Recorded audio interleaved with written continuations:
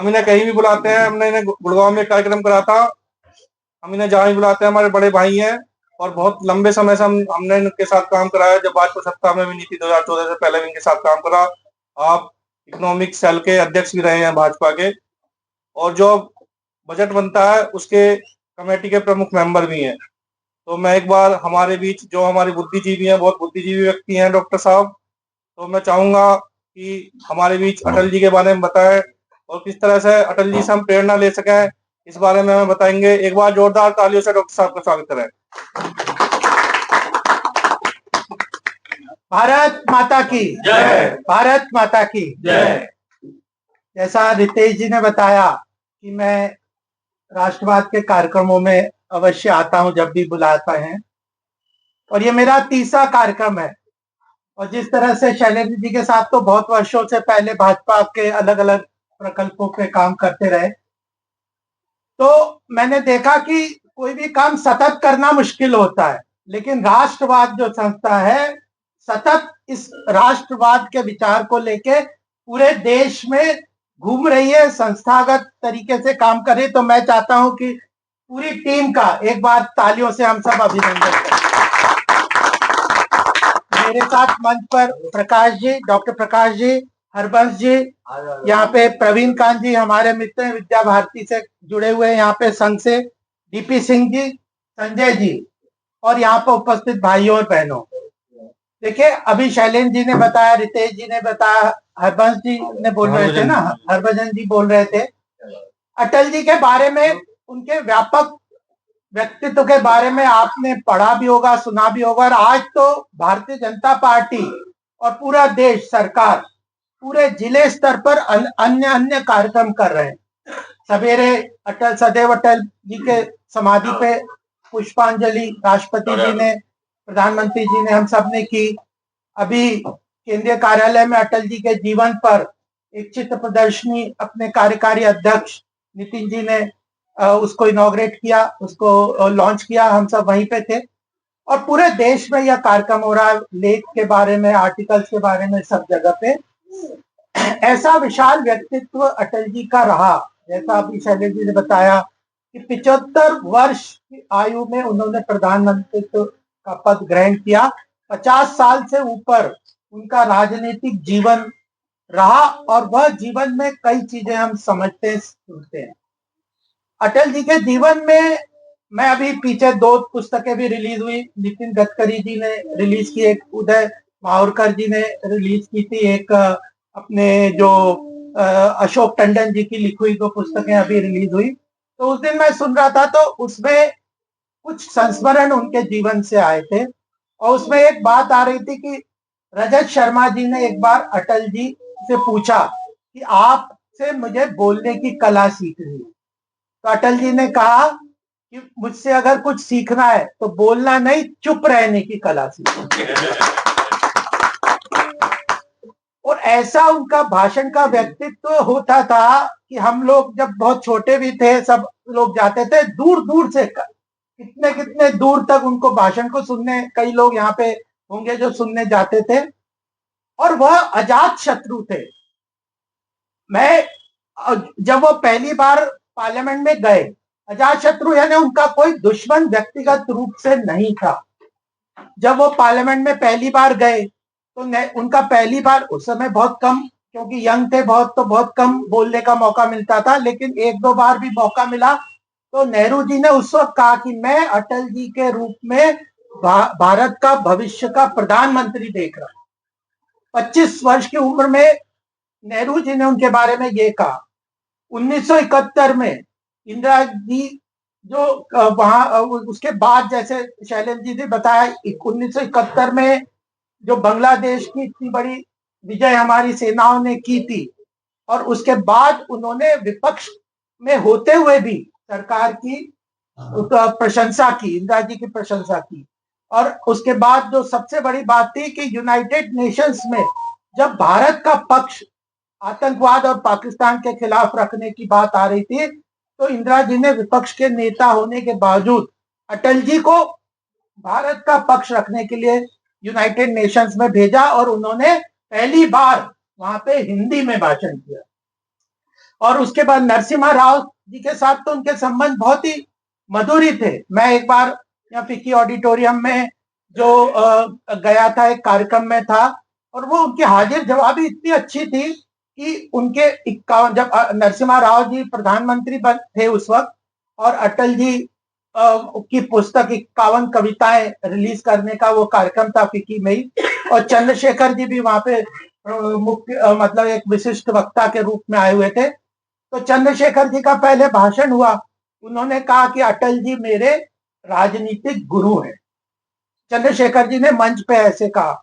उसके बाद नरसिम्हा राव जी का भाषण हुआ, नरसिम्हा राव जी ने कहा कि अटल जी चंद्रशेखर जी के ही नहीं मेरे भी गुरु हैं। और फिर अटल जी का जब बात हुई तो उन्होंने इतना मौके को हास्यास्पद तरीके से कहा कि आज की राजनीति में गुरुओं की नहीं, गुरु घंटालों की जरूरत है। तो बात को कितनी महत्वपूर्ण, बात को किस तरह से सरल शब्दों में आराम से कहना, उसको किस तरह से विषय को रखना, विपक्ष में रहते हुए भी देश के हित में बात करते हुए काम करना, और इतना लंबा जीवन। और ऐसा नहीं कि उनके जीवन में, राजनीतिक जीवन में उतार चढ़ाव नहीं आया, उनके जीवन में और भी हमने घटना पढ़ी थी कि एक बार तो वह भारतीय जनता पार्टी काफी तेजी से आगे बढ़ती रही 1978 और 80 के बीच में, जब इमरजेंसी के बाद वो 19 महीने जेल भी रहे, कारागृह में रहे। उसके बाद ये जो जनता पार्टी की सरकार बनी, और उसके बाद फिर जो आरएसएस और बीजेपी की जो सदस्यता के ऊपर रह के भारतीय जनसंघ उसके पहले था, वो अलग हो गया, और उन्होंने ये जो भारतीय जनता पार्टी बनाई। तो उस समय भी उन्होंने, उसके बाद भारतीय जनता पार्टी के केवल मात्र 2 एमपी रह गए थे। खुद अटल जी भी इलेक्शन जीत गए, हार गए थे उस ग्वालियर से। तो उसके बाद भी निराशा उनके जीवन में नहीं थी, और उन्होंने उसी तरह से, उसी कर्तव्य की भावना से वो उन्होंने अपने काम को किया, देश के हित में काम किया। हम यहाँ गए बटेश्वर, कितने लोगों को पता है उनका जन्मदिन है? गए हैं आप लोग? वहां पे एक बड़ा, वहां पे उनका स्मारक स्थान बना हुआ, वहीं पे वो गंगा के किनारे उनका जन्म हुआ था, और उसी में पुराना उनका पैतृक मंदिर है जहाँ पे वो पूजा करते थे। और उन्होंने एक बड़ा लंबा जीवन भी जिया, सबको साथ लेके भी जब जीवन जिया, देश के हित में काम करते हुए भी जीवन जिया। और यही नहीं, जब पहली बार 13 दिन की सरकार बनी, गिरी, उसके बाद भी और 13 महीने की भी बनी, तो उन्होंने आदर्श राजनीति को अपनाते हुए पूरी तरह से अपने इस्तीफा तो दिया ही, और उसके बाद ये कहा कि उनका फेमस एक वाक्य है कि सरकारें आती है जाती है, आएंगी जाएंगी, लेकिन यह देश रहना चाहिए। इतना प्रमुख तरीके से उनने काम किया। और यही बात में जब 1998 में भाजपा की सरकार बनी उनके नेतृत्व में, तो उसमें 4 महत्वपूर्ण काम किए। आज हम देखते हैं, आज सड़कों का जो जाल देश में फैल रहा है, उसमें ग्रामीण सड़क योजना, हर गांव तक को सड़क से जोड़ने का काम अटल जी के नेतृत्व में, अटल जी के विजन में हुआ।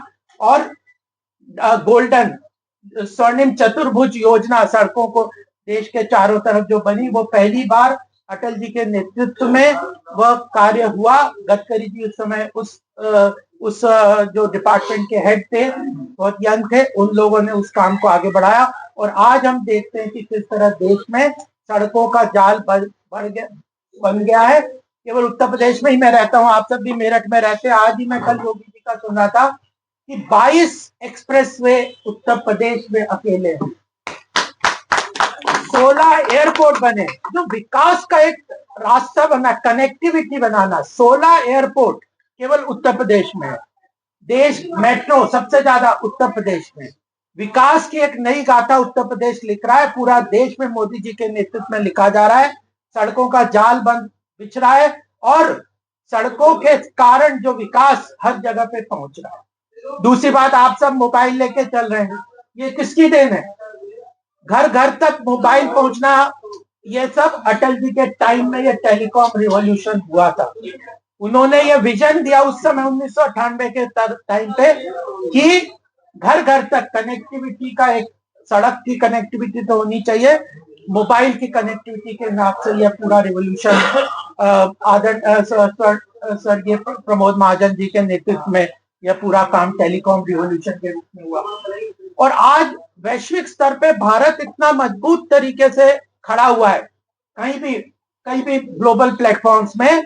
उस समय अगर पोखरण का जो परमाणु परीक्षण दूसरी बार अटल जी ने किया और उसके बाद अमेरिका ने, आज हम देखते हैं अमेरिका कई बार प्रेशर करना पड़ता है, व्यापार के की नीतियों को लेकर प्रेशर करने की कोशिश करता है। भारत में मोदी जी के नेतृत्व में किसी तरह का प्रेशर, चाहे ऑयल इंपोर्ट को लेके हो, ट्रेड टैरिफ को लेके हो, व्यापार को लेके हो, किसी तरह का भारत के हित में निर्णय लिए जाते हैं। उस समय परमाणु पोखरण के साथ न्यूक्लियर एक्सप्लोजन करके अमेरिका ने सैंक्शन लगा दिया था। लोगों ने कहा कि अमेरिका अगर सैंक्शन लगा देगा भारत की अर्थव्यवस्था पूरी तरह से चरमरा जाएगी।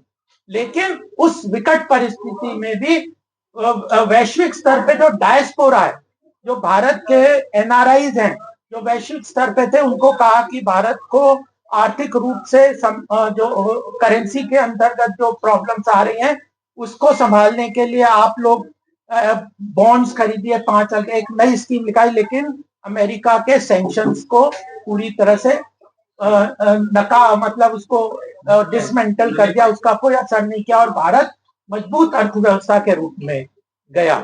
एक विकसित भारत की परिकल्पना उस वक्त रखी थी। उस विकसित भारत की परिकल्पना, कई लोग तो कहते हैं कि अटल जी का विजन बहुत पहले आ गया, जबकि उस 98 से लेकर 2004 तक का जो कार्यकाल था, गोल्डन पीरियड भारत की अर्थव्यवस्था के लिए गोल्डन पीरियड के रूप में, एक आधारशिला रखने के रूप में माना जाता है। लेकिन उसके बाद भी हम 2004 में इलेक्शन हार गए। लेकिन उस विकसित भारत की परिकल्पना, उस विकसित भारत के स्वप्न को साकार करने की जो ग्राउंड वर्क था वो अटल जी ने किया। और आज मोदी जी के नेतृत्व में, जैसा शैलेंद्र जी रितेश जी ने बताया कि धारा 370 हटाने के लिए हमारे देश में, हमारे भारतीय जनता पार्टी और देश के लोगों ने कितना संघर्ष किया, उसको हमने पूरा किया। भव्य राम मंदिर को बनाने के लिए संघर्ष किया, उसको हमने बनाया। काशी कॉरिडोर है, उसके बाद मथुरा और यहाँ पे भी बन रहा है, उसके बाद उज्जैन का कॉरिडोर है। तो आर्थिक रूप से समृद्ध भारत बनाना, सांस्कृतिक रूप से समृद्ध भारत बनाना और सांस्कृतिक भारत की धरोहरों को मजबूत लेके अर्थव्यवस्था से जोड़ के देश के विकास के लिए काम करने का मोदी जी के नेतृत्व में काम कर रहे हैं। तो ऐसे व्यक्तित्व को हम आज भारत रत्न के रूप में, उनको भारत रत्न से नवाजा गया, उनको आज याद करते हुए गुड गवर्नेंस दिवस है। यह आज 25 दिसंबर गुड गवर्नेंस, सरकार की जन कल्याणकारी योजना है। सरकार की योजनाएं जन जन तक पहुंचे, उसका लाभ हर व्यक्ति तक पहुंचे, उस अंत्योदय के लक्ष्य को लेकर पंडित दीनदयाल जी के बताए हुए रास्ते को चलते हुए उन्होंने देश को विकास के रास्ते पे लाया। ऐसे महापुरुष, ऐसे दिव्य पुरुष, अजात शत्रु और ऐसे व्यक्तित्व जो कि संवेदनशील भी थे और मजबूत डिसीजन लेने में भी कड़ाई के साथ उसको इम्प्लीमेंट करने के लिए भी मजबूत तरीके से आगे लेते हैं, उनको हम याद करते हैं। उनकी कविताएं तो बहुत ही मार्मिक है। उनके कुछ पंक्तियां कई बार लोग, जब आपने भी छोटी होगी, कोई छोटे मन से कोई बड़ा नहीं बन सकता, कितना भावपूर्ण वो भाव है कि छोटे मन से कोई बड़ा नहीं हो सकता। मौत से मैं क्यों डरूं, फिर लौट के आऊंगा, मौत से क्यों मैं डरूं, ऐसे ऐसे भाव उनके थे।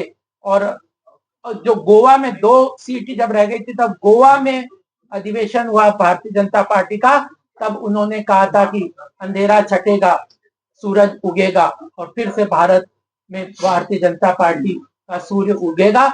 हम सबका सौभाग्य है।